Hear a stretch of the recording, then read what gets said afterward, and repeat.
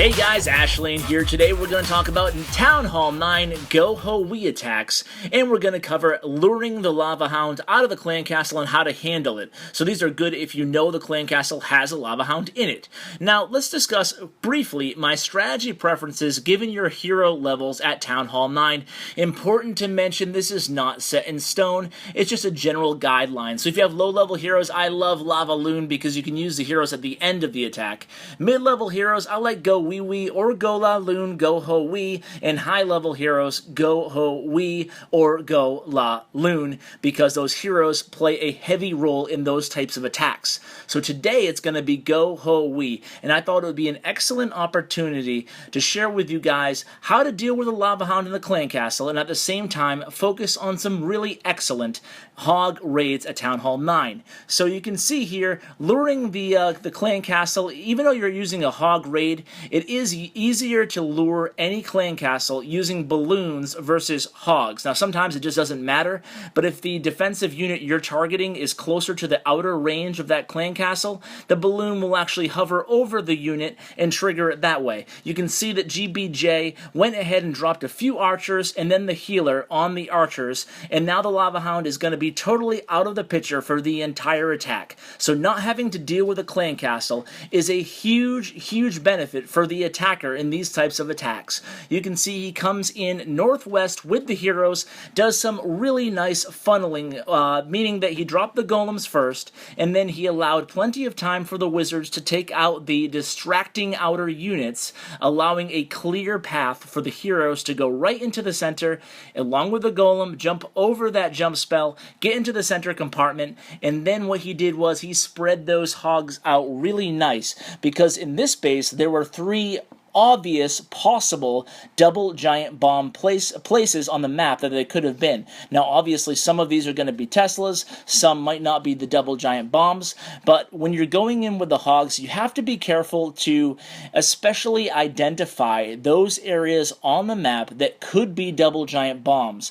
And from there, that's why it's a good idea to spread out your hogs encompassing the entire map, or at least half the map. That way, if you do run into two double giant bombs, they're not going to go down all at the same time. Rather, only maybe 2 or 3 or 4 of your hogs will go down at that portion of the attack. So you can see very nice 3-star strategy, and those archers and the healer are still doing a great job on the Hound. Was never an issue. So these are great for cleanup attacks. Now let's cover an attack here where the clan castle is perfectly centralized and it's an impossible lure unless you take out one of the defensive units first. Now, can you see an obvious area to lure out that clan castle on this map? There it is, right in the south of the base. So Steven saw that there was only one archer tower covering the entire southern hemisphere of the base, and he sent in 2 hogs, because 2 max hogs can take down an archer tower, and then that hog was able to jump all the way to the center there and trigger the clan castle. And here come the archers. Now you only want to drop 1 archer at first, and wait till the Hound attacks the archer, and then you can go ahead and drop the rest of your archers. You can see Steven dropped 2 ahead of time. That actually worked out fine because there were actually units outside the defensive range, but otherwise if you drop all your archers at the same time, they're liable to go ahead and run up to the base and get taken out by an archer tower.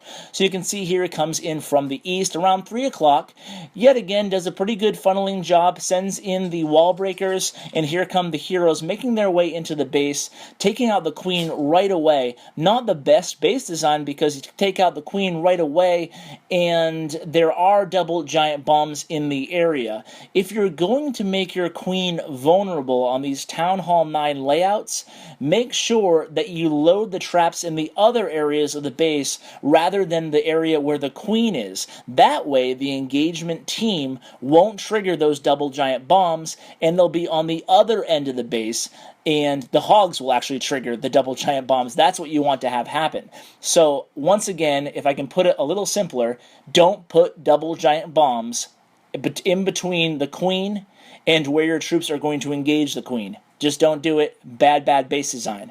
So you can see here, otherwise, the base isn't that bad if you had double giant bombs placed a little bit more strategically. So you can see here, the hogs are going to take down the rest of the units there. There is a lot of firepower, but Steven had a good plan. Oh my god. The game is coming to a maintenance break. Oh, I'm sorry for the technical difficulties here in the middle of the raid. We'll just go ahead and speed things up because at this point it's all cleanup. So let's get to the third raid here that I had pre-recorded that we won't have to deal with a maintenance break interruption. This is going to be an attack by Morphus. And Morphus is going to go ahead and he's able to lure out the Lava Hound just using one hog.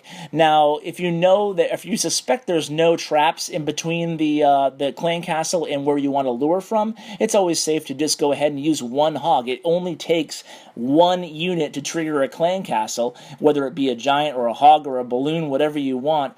Go ahead and trigger it only using one. Why use more troops than necessary to trigger clan castles? I don't know why people would do that. If you see it, be sure you correct it. You could have only lured with one hog there, guys. So anyway, you can see Morphus yet again has a good plan here, coming in at 3 o'clock again, similar to Steven's attack, and he's going to go ahead and engage the queen again. And let's keep an eye out to see if there's any traps again near the queen. Now, if this was another cleanup attack, so Morphus was ready, and he goes ahead and he engages the queen, but he didn't see any of those there they are, the double giant bombs next to the queen again. You don't want to have that on your base, because the heroes, the king in this case, triggered the double giant bombs, and now his hogs are going to have a little bit of a free reign here, knowing that he has one less double giant bomb area to deal with. He's going to send some in from the north, some in from the south, and you can see those few hogs in the south were able to clean up most of the whole southern hemisphere of the base. Now you do want to bring a couple wizards to clean up on these types of GoHoWi attacks, but hopefully we've covered pretty much the basics. I prefer using 3 heal spells in one jump, as you've seen in all these videos, but I honestly haven't done too many GoHoWi attacks with my mini account because the heroes just aren't high enough level for me to feel comfortable to be able to take out the enemy queen, at the same time dealing with all that defensive firepower in the base. My heroes are only level, I believe, 20 or 20 to 25 in that range combined, not individually. So you can see here, this time the Lava Hound popped, but either way it was distracted the entire raid, and that is the goal. So guys, please share with your clanmates. I really appreciate it, and I really appreciate all your support. Almost at 40,000 subscribers. Never thought I'd see the day, but I appreciate it so much, guys. And as always, take care.